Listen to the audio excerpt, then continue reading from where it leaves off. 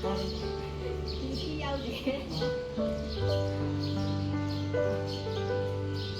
ဆိုရတတဝါဆိုရတဲ့ခုမနော်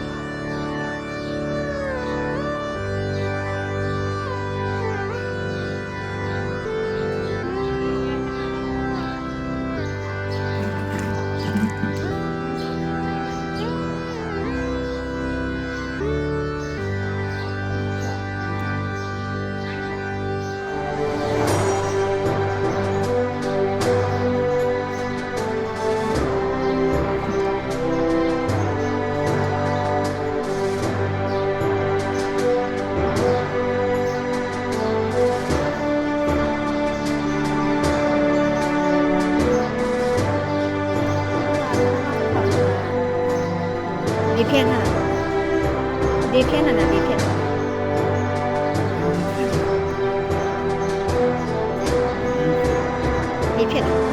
အဲ့ဒီဖြင်းတာကိုဒီကိုရီးယားဆရာနဲ့ပေါ့ကုတာတော့ငါကြတော့ပထမဆရာနဲ့ကုတာတယ်တက်တာလားလမ်းကြောင်တက်တာပါနော်ပထမဒီကိုရီးယားဒေါက်တာနဲ့ကုတာတက်တာပါတယ်အခုဒါဒုတိယကျင်တာကုတာပေါ့နော်ဟုတ်ကဲ့ဒါကမဟုတ်ဒါမှတ်တမ်းယူထားတာလေဆရာအနေနဲ့ပေါ့နော်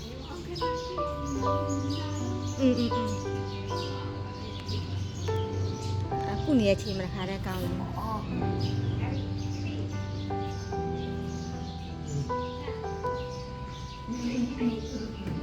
အခုဒါဆိုတော့အများကြီးတိုးတက်လာတာ